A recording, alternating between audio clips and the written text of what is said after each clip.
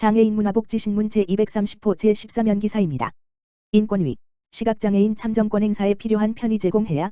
국가인권위원회, 위원장 최영애는 중앙선거관리위원회, 이하 중앙선관위, 위원장에게 시각장애인이 장애인이 아닌 사람과 동등하게 중앙선관위 홈페이지와 정책 공약 알림이에 있는 공직선거 후보자 등에 대한 정보에 접근할 수 있도록 하고, 전국 어디서든 사전투표소에서 관외 사전투표를 할 수 있도록 점자투표 보조용구 등 정당한 편의를 제공하도록 권고했다.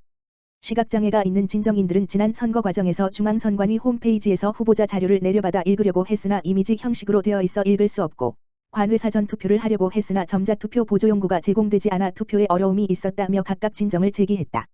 이에 대해 중앙선관위는 홈페이지 등을 통해 제공 중인 후보자 등의 자료는 정당과 후보자가 제출한 선거공보 등을 편집 없이 온라인을 통해 공개하는 이메 서비스로서 법적 근거 없이 정당과 후보자가 제출한 자료를 재편집하거나 텍스트 형태로 가공하여 제공할 수 없고, 관외 사전투표는 선거인의 주소지를 미리 특정할 수 없어 선거인의 투표용지 유형에 맞는 점자형 투표 보조용구를 전국에 비치하기는 현실적으로 어렵다고 주장했다. 인권위 조사 결과 중앙선관위 홈페이지와 정책 공약 알림이 사이트에서 공보 내용을 내려받기 하면 PDF 파일로 저장되는데, 후보자가 제공하는 방식에 따라 PDF 파일은 이미지 형식 또는 텍스트 형식으로 저장된다. 이미지 형식은 그림으로 읽히기 때문에 공보 내의 글자를 인식하지 못하지만, 텍스트 형식은 글자를 인식할 수 있다. 그러나 진정인이 이용하는 화면 낭독 프로그램 센스리더는 이미지 형식의 파일은 읽을 수 없고 텍스트 형식의 파일은 글씨를 인식하여 읽을 수 있어 후보자가 제공한 형식에 따라 진정인 등 시각장애인의 정보 접근성이 달라지는 것으로 확인됐다. 또한 중앙선관위에서는 2017년 대통령 선거 당시 관외 사전투표에서 시각장애인에 대하여 점자투표 보조용구를 제공했으며, 그 이외의 선거에서는 제공한 적이 없는 것으로 확인됐다. 인권위 장애인차별시정위원회는 시각장애인은 센스리더나 바코드를 인식하여 음성정보로 변환해주는 기계인 인쇄물음성 변환 출력기 등을 이용하여 정보에 접근하기 때문에 점자 외의 다양한 방법으로 정보를 제공하지 않으면 후보자에 대한 정보 접근이 쉽지 않으므로 후보자가 선거 공보물을 중앙선관위에 제출할 때 텍스트 형식의 파일로 제출하도록 적극적으로 안내할 필요가 있다고 판단했다. 또한 사전투표 제도가 시행된 지 5년 이상 경과하고 국민들의 사전투표율이 증가하는 등 주소지와 무관하게 투표할 수 있는 사전투표 제도가 안정화되고 있음에도 장애인 유권자들이 사전투표소에 가서 투표할 수 있는 방안을 적극적으로 강구하지 않은 채 선거인의 투표용지 유형에 맞는 점자형 투표 보조용구를 비치하기에는 어려움이 있다는 등의 이유로 정당한 편의를 제공하지 않는 것은 그 주장의 합리성을 인정하기 어렵다고 판단했다. 선거권은 헌법상의 국민주권 이념을 실현하기 위한 기본적 권리인 만큼 시각장애인도 국민의 한 사람으로서 비장애인과 동등한 선거권을 행사하기 위해서는 장애를 고려한 정당한 편의 제공이 수반되어야 한다. 인권위는 이번 결정이 다가오는 21대 국회의원 선거에서 시각장애인이 차별받지 않고 비장애인과 동등하게 참정권을 행사하는 데 기여하기를 바란다. 대한장애인체육회 제14회 전국장애학생체육대회 잠정 연기. 대한장애인체육회 회장 이명호는 코로나-19 확산 방지를 위해 오는 5월 19일부터 22일까지 서울특별시 일원에서 개최 예정이었던 제14회 전국장애학생체육대회를 잠정 연기키로 하고 시도 및 경기단체에 통보했다. 이번 대회 연기 조치는 코로나-19 COVID-19의 위기경보 단계가 경계에서 심각으로 격상됨에 따라 대회 참가자의 감염 예방과 바이러스 확산 방지를 위한 선제적 대응이다. 대한장애인체육회는 코로나-19의 확산 방지를 위한 다양한 대응책 마련과 감염 진행 경과에 따라 관계기관과의 협의를 통해 추후 대회 개최 및 운영에 대해 논의할 계획이다. 한국장애인개발원 2020년 제2회 유니버설 디자인 아이디어 공모전 개최. 유니버설 디자인은 남녀노소 및 장애의 유무와 관계없이 누구나 제품, 환경, 서비스 등을 편리하고 안전하게 이용할 수 있도록 디자인하는 것을 일컫는다. 80년대부터 국내에 알려지기 시작한 유니버설 디자인에 대한 사회적 관심이 증가하고 있지만, 이미 조성된 시설과 환경 등을 개보수하는 데 제약이 따르기 때문에 진정한 유니버설 사회를 구축하고 적용하는 데 한계가 있는 것이 현실이다. 이에 한국장애인개발원 원장 최경숙, 이하 개발원 은 오는 3월 2일 월부터 10월 11일 일까지 제2회 유니버설 디자인 아이디어 공모전을 개최한다. 이번 공모전은 장애인 등 특정 계층에 대한 사회적 편견을 해소하고 유니버설 디자인 및 보조기기에 대한 사회적 인식을 확산하고자 마련됐으며, 건축, 공학, 관광, 제품 디자인 분야 등 국민 누구나 참여할 수 있다. 공모전은 한국장애인개발원 주최 주관하고 문화체육관광부, 보건복지부 등 다양한 부처에서 후원한다.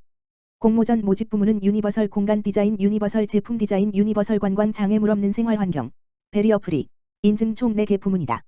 공모전은 개인 및 3인 이내의 팀이면 누구나 참가할 수 있으며, 접수 기간인 7월 27일 월부터 7월 31일 금까지 온라인 시스템을 통해 신청서를 등록하고 출품작은 택배 및 방문을 통해 제출하면 된다. 개발원은 한 차 심사와 두 차 오디션을 통해 10월 중 부문별 최종 수상작 32팀을 선정할 예정이며 10월 7일 수 2020 디자인 코리아 페스티벌에서 선정작에 대한 시상 및 전시가 이루어진다. 각 부문별 대상 수상자에게는 문화체육관광부 장관, 보건복지부 장관상 등 장관상과 함께 300만 원 상당의 상금이 수여된다. 수상작 선정 및 시상 관련 자세한 사항은 공모전 홈페이지 www.gadiud.com을 통해 확인할 수 있으며 관련 문의는 한국장애인개발원 UD 환경정책기획팀 지역번호 02-3433-0777으로 하면 된다. 또 코로나19 차단 위해 경기도청 봄꽃축제 취소 결정. 경기도는 코로나19 지역사회 전파 차단을 위해 경기도청 봄꽃축제를 전면 취소한다고 9일 밝혔다. 도는 올해 봄꽃축제를 오는 4월 3일부터 5일까지 3일간 수원 도청사 일대에서 개최할 예정이었으나 코로나19 확산에 따라 이 같은 결정을 내렸다. 도는 코로나19 위기 경보가 심각 단계인 만큼 벚꽃 개화 시기 동안 도민들이 경기도청 방문을 자제해 줄 것을 당부하고 수원시 등 관계기관과 함께 도로변 불법 노점상과 불법 도로 점용을 철저히 단속할 계획이다. 도 관계자는 도민의 건강과 안전이 최우선으로 축제 특성상 다중이 접촉하는 일이 불가피해 취소를 결정했다며 내년에는 지역경제 활성화를 위해 자임새 있는 축제를 선보이겠다고 말했다. 경기도 저소득층 자녀 생활장학금 신청 접수. 경기도는 3월 2일부터 20일까지 도내 각 동행정복지센터에서 저소득층 자녀 생활장학금 신청을 접수 중이라고 9일 밝혔다. 저소득층 자녀 생활장학금은 기획재정부 복권기금을 활용하는 사업으로 사회적 가치 증진을 목표로 한다. 지원 대상은 국민기초생활수급자의 자녀이거나 자활청소년, 법정차상위계층, 긴급복지, 경기도형 긴급복지, 근로청소년이며 경기도 청소년 장학금인 학업장학금 및 생활장학금 수혜 경험이 없는 경우 우선 선발한다. 지원 금액은 연간 중학생은 70만 원, 고등학생은 100만 원으로 4월과 9월 각 50%씩 지원한다. 1가구당 1명만 지원된다. 경기도 내 마을 5곳, 정부 샛들마을 사업 공모 선정. 경기도 파주시와 여주시, 양평군 내 5개 마을이 국가균형발전위원회가 주관하는 2020년도 취약지역 생활여건 개조사업, 샛들마을 사업, 공모에 선정됐다. 샛들마을 사업은 주거여건을 개선하는 사업으로 도시와 농어촌으로 구분돼 진행된다. 이번에 선정된 5곳 중 도시지역은 파주시, 농어촌 지역은 여주시와 양평군의 각 2곳이다. 도시지역 샛들마을 사업은 4m 미만 불량도로에 접한 주택 비율이 50% 이상인 지역, 30년 이상 된 노후주택 비율이 50% 이상인 지역, 기초생활수급자 가구 비율이 9% 이상인 지역 중 2가지를 충족하는 지역을 대상으로 생활여건을 개선하는 정부주도 주거환경 개선 사업이다. 도는 파주시 연풍 샛들마을 사업이 공모 과정에서 주민들이 원하는 사업 위주로 추진될 수 있도록 지난해 사업계획 수립비 2천만 원을 지원했다. 연풍 샛들마을 사업 지역은 1960에서 70년 주한미군 주둔시 유흥가를 중심으로 지역경제가 호황을 누렸으나 1980년대 미군이 철수하면서 지역의 부정적인 이미지를 해소하지 못한 채 인구 감소, 공폐가의 증가, 노후 건축물, 취약계층 증가 등으로 주거 환경이 열악해졌다. 이번 사업에서는 수년간 방치돼 있는 공폐가를 정비하고 노후주택에 대한 집수리 지원, 안전사업, 생활위생 기반 시설을 정비할 계획으로 사업비는 34억 3천만 원, 국비 24억 원, 도비 3억 1천만 원, 12.7억 2천만 원이 투입된다. 농어촌 지역 샛들마을 사업에 선정된 곳은 여주시 대신면 상구 1, 2마을, 여주시 대신면 옥촌 1, 2마을, 양평군 양동면 금안 1, 2마을, 양평군 계군면 하자포 1, 2마을이다. 69억 8천만 원, 국비 50억 원, 도비 5억 5천만 원, 14억 3천만 원의 사업비를 투입해 슬레이트 지붕 개량, 노후주택 정비, 빈집 정비, 담당 축대 정비, 소방도로 확충, 상하수도 개량 등의 사업을 진행한다. 또 지역 주민 간 소통의 장이 될 수 있는 커뮤니티 센터 설치와 노인 돌봄, 건강관리 프로그램 등 주민 공동체 활성화를 위한 휴먼케어 및 역량 강화 사업 등 소프트웨어 사업도 지원한다. 도는 공모사업 선정을 위해 후보지 발굴부터 평가까지 참여 시 군과 지역 주민들과 소통하면서 주민들의 적극적인 동의와 참여를 독려했다. 특히 도 사전 평가를 통해 시군별로 맞춤형 컨설팅을 진행하고 균형발전위원회 현장 및 대면 평가에 대비 사업계획서 및 발표자료 보완 등 단계별로 준비를 도왔다. 이번에 선정된 사업들은 당초 제출된 사업계획에 따라 올 상반기 중 시작할 예정이다. 도 관계자는 이번 사업을 통해 생활여건 취약지역의 기반시설을 개선해 주민들의 삶의 질이 나아지도록 할 예정이라며 아직 기회를 얻지 못한 도내 마을들을 지속적으로 발굴해 나갈 것이다. 도민들의 많은 관심과 참여를 바란다고 말했다. 온라인 불법 사금융 광고, 도민의 눈으로 살피고 뿌리 뽑는다.